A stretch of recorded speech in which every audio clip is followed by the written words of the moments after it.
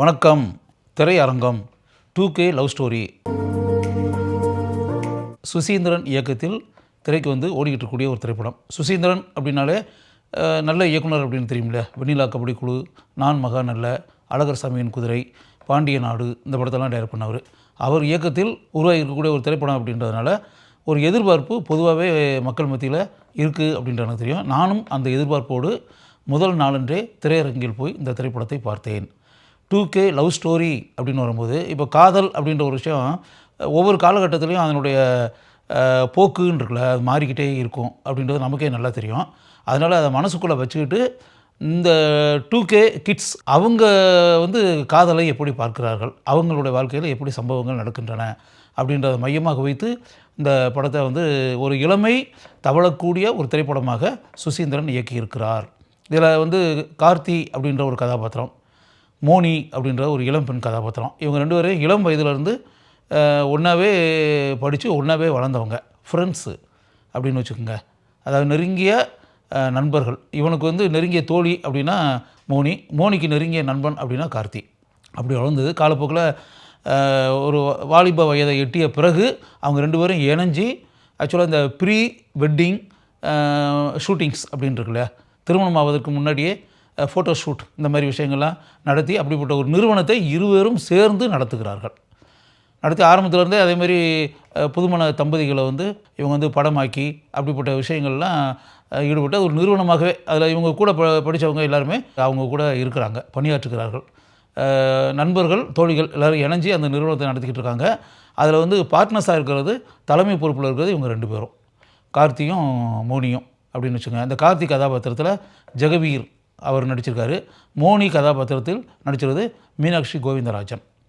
அது இப்படி வந்துக்கிட்டு இருக்கும்போது ஒரு ஸ்டேஜில் அந்த கல்லூரியில் படிச்சுட்டு இருக்கும்போதே இந்த கார்த்தியை விரும்பக்கூடிய ஒரு பெண் அந்த கல்லூரி படிப்பெல்லாம் முடிஞ்ச பிறகு கார்த்தியை அப்ரோச் பண்ணி அப்படின்னு வரும்போது அந்த காதலை மோனி என்ன சொல்லுவா அப்படிமா, மோனி அந்த பொண்ணு அதை பற்றி நான் ஃப்ரெண்டு தானே, அதனால் அந்த காதலுக்கு இடைஞ்சலாம் ஒன்றும் கிடையாது, ஏன்னா நம்ம ஃப்ரெண்டை இன்னொரு பொண்ணு காதலிக்கிறேன்னு சொல்கிறதா அப்படின்ற மாதிரிலாம் நினைக்காம மனப்பூர்வமாக மோனி அதுக்கு சம்மதித்து அப்படின்ற இதில் அந்த இரு காதலர்கள் அவங்க ரெண்டு பேரும் அப்படியே பைக்கில் ஒரு மலை பகுதிக்கு அழைத்து சென்று ஒரு டூர் பிக்னிக் அப்படின்ற மாதிரி அவங்க ரெண்டு பேரும் மட்டும் அப்படின்ற மாதிரி ட்ராவல் பண்ணி போகும்போது பைக்கில் போய் ஒரு விபத்து நடந்து ஃபஸ்ட் ஹாஃபில் அந்த பொண்ணு காதலிச்ச பொண்ணு இறந்துருது. அது சாங்கு இந்த விஷயங்கள் எல்லாமே இருக்குது, காதல் காட்சிகள்லாம் இருக்குது. ஃபஸ்ட் ஹாஃபில் இறந்துருது. இறந்த பிறகு சோக இதில் படத்தினுடைய செகண்ட் ஹாஃப் ஸ்டார்ட் ஆகுது. அதுக்கு பிறகு என்ன நடக்கிறது அப்படின்றதான். அதுக்கு பிறகு செகண்ட் ஹாஃபில் என்ன, இப்போ அந்த கார்த்திக்கு ஒரு திருமண அரேஞ்ச்மெண்ட்டு, அதேமாதிரி மோனிக்கும் திருமண அரேஞ்ச்மெண்ட்டு. ஒரே வீட்டில் ஒரு சகோதரன் சகோதரி, இவங்க ரெண்டு பேரும். அந்த சகோதரனை மோனி கல்யாணம் பண்ணுறது, அந்த அவனுடைய சகோதரியை கார்த்திக் கல்யாணம் பண்ணுறது. ஒரே வீட்டிலையே திருமணம் செஞ்சு, அதுவும் இவங்க கூட படித்தவங்க தான். அப்படி அந்த பையன் இவங்க கூட படித்த கிளாஸ்மேட்டு தான் அப்படின்னு எல்லாம் தெரியும், இவங்க ரெண்டு பேருமே தெரியும். அப்படி வரும்போது அதுக்கு பிறகு கிளைமேக்ஸ் லீடுன்றதில் ஒரு சலனம் என்ன அப்படின்னும் அந்த கூட படிக்கிறவங்க எல்லாருமே சொல்லுவாங்கள்ல, பொருத்தமான ஜோடி அப்படின்னா அவங்க நீங்கள் ரெண்டு பேர் தான் ஜோடி, கார்த்தி மோனி நீங்கள் ரெண்டு பேர் தான் வாழ்க்கையில் இணைஞ்சிருக்கணும், நீங்கள் ரெண்டு பேரும் ஒருத்தர் லைக்லி மைண்டட் பீப்புள், ஒருத்தர் புரிஞ்சவங்க, நீங்கள் வாழ்க்கையில் இணைஞ்சிங்கன்னா நல்லாயிருக்கும் அப்படின்ற மாதிரி ஒரு சின்ன சலனத்தை உண்டாக்கி அந்த பொண்ணுனுடைய மனசில் ஒரு சின்ன ஊசலாட்டம் அப்படின்ற மாதிரி நடந்து, அது பிறகு படம் பார்க்குறவங்களுக்கு என்ன நடக்கும் அப்படின்ற மாதிரி ஒரு கேள்விக்குறியோடு இருந்து படத்தினுடைய ஃபினிஷிங்கில் அந்த கார்த்திக் கதாபாத்திரத்தில் வரக்கூடிய ஜெகவீர் அப்படிலாம் ஒன்றும் கிடையாது, நீ அதை பற்றிலாம் ஒன்றும் இதாக நினைக்காது, நம்ம ரெண்டு பேரும் நண்பர்கள் தான், ஃப்ரெண்ட்ஸ் தான், நம்ம லைஃப் நல்லாவே இருக்கும், நீ மனப்பூர்வமாக இப்போ உனக்கு அப்பா அம்மா என்ன ஏற்பாடு பண்ணியிருக்காங்களோ அந்த மணமகனை நீ ஏற்றுக்கோ, நான் அந்த பெண்ணை திருமணம் செஞ்சுக்கிறேன், நம்ம வாழ்க்கை நல்லாயிருக்கும், எந்த விதத்தில் ஆசிலேஷனே இருக்கக்கூடாது, மனசை தெளிவு பண்ணிக்கோ அப்படின்ற மாதிரி. அதாவது எப்படின்னா, இந்த 2K கிட்ஸ் அப்படின்றது இல்லையா, இன்றைக்கி இருக்கக்கூடியதில் இந்த தலைமுறை அப்படியே ரெண்டு பேரும் ஆண் பெண் ரெண்டு பேரும் பேசி அப்படின்னு வந்துட்டாலே ஒரு 30-40 வருஷத்துக்கு முன்னாடி இருந்தது மாதிரி அப்படிலாம் இல்லாமல் ரெண்டு பேரும் பேசிட்டாலே காதல் அப்படின்ற மாதிரிலாம் நினைக்கக்கூடாது. நண்பர்களாக, தோழியாக, தோழனாக அப்படி இருக்கலாம் வாழ்க்கையில். ரெண்டு பேரும் ஒரு ஆணு பெண்ணும் ரெண்டு பேரும் இணைஞ்சி ஒன்றா படித்தாங்க, ஒன்றா பேசினாங்க, ஒன்றா சிரித்தாங்க, ஒன்றா கொண்டாடினாங்க, ஒன்றா ஒரு நிறுவனத்தை சேர்ந்து நடத்துனாங்க, ரெண்டு பேரும் மிக நெருங்கிய நட்பில் இருக்கிறாங்க அப்படின்றக்காக அவங்க காதலிக்கத்தான் வேணும், கணவன் மனைவியாகத்தான் ஆகணும் அப்படின்லாம் அவசியம் ஒன்றும் கிடையாது. அவங்க வந்து ஒரு நண்பனாகவும் தோழியாகவும் வாழ்க்கையில் இருக்கலாம் அப்படின்னு. கிட்டத்தட்ட நம்ம விக்ரமன் படங்களில் பண்ணுவார்ல அந்த அவுட்லைன் தான்.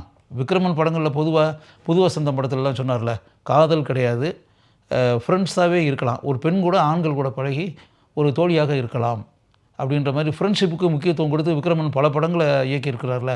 கிட்டத்தட்ட அதே அடிநாதம் தான், அதே தீம் தான் அப்படி வச்சுங்களேன். அப்படிப்பட்ட ஒரு தீமை மையமாக வைத்து இன்றைக்கி இருக்கக்கூடிய இளம் தலைமுறையின் எப்படி ரசிப்பாங்களோ அந்த பேட்டர்னில் சுசீந்திரன் இந்த காட்சிகளை படமாக்கி இருக்கிறார் அப்படின்னு. அதனால் படம் அப்படின்னு வச்சு பார்க்கும்போது ஒரு கொஞ்சம் கூட போர் அடிக்காமல் வந்து பாட்டுகள், காமெடி, அது போக வந்து இளமை தவழக்கூடிய காட்சிகள், இதெல்லாம் வச்சு ஒரு ஒரு குட் என்டர்டெயின்மெண்ட் அப்படின்ற பேட்டர்னில் சுசீந்திரன் இந்த படத்தை டைரக்ட் பண்ணியிருக்காரு. ஆக்சுவலாக படத்தில் வந்து பெரிய இன்வால்மெண்ட் இருக்கக்கூடிய அளவுக்கு ஆழமாக படத்தினுடைய காட்சிகள் இருக்குது அப்படின்ற மாதிரி சொல்ல முடியாது. ஆக்சுவலாக கொஞ்சம் லைட்டர் வெயினில் தான் பண்ணியிருக்காரு. அதாவது படம் வந்து அப்படியே ஒரு 2.5 மணி நேரம் பொழுதுபோக்குறது மாதிரி கொஞ்சம் போர் அடிக்காமல் படம் இருந்தால் போதும் அப்படின்றத மனசுக்குள்ளே நினச்சிக்கிட்டு படத்தை பண்ணியிருக்கிறாரு. அந்த படத்துக்கு இசையமைப்பாளர் இமான் இசையமைப்பு அப்படின்னு வரும்போது இன்றைக்கி இருக்க ட்ரெண்டுக்கு ஏற்ற மாதிரி பாடல்கள் அமைச்சிருக்காரு. அதேமாதிரி இந்த கதைக்கு ரீரெக்கார்டிங்கில் எந்த அளவுக்கு பண்ண முடியுமோ அந்த அளவுக்கு அவருடைய பங்களிப்பு இருக்கிறது.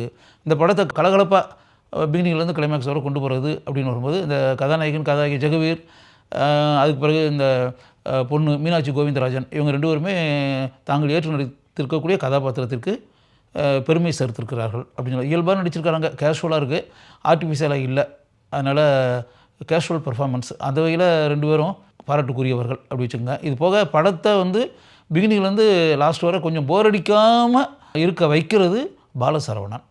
இவங்களுடைய அந்த குழுவில் இருக்கக்கூடிய இவங்களுடைய கூட படித்த இன்னொரு நண்பன் பாலசரவணன் தான் ஆக்சுவலாக காமெடி ஓரியன்டாக அந்த படத்தை கலகலப்பாக கொண்டு போயிருக்கிறாரு. இந்த படத்துக்கு பெரிய ப்ளஸ் பாயிண்ட்டுன்னு சொல்லிட்டு பாலசரவணனை கூறலாம் அப்படின்னு. ஒட்டுமொத்தமாக 2K லவ் ஸ்டோரி அப்படின்ற அந்த படத்தை பற்றி சொல்கிறதாக இருந்தால் ஒரு தடவை நீங்கள் பார்க்கலாம், ரசிக்கலாம். சிங்கிள் டைம் வாட்ச் என்று இந்த திரைப்படத்தை பற்றி கூறலாம்.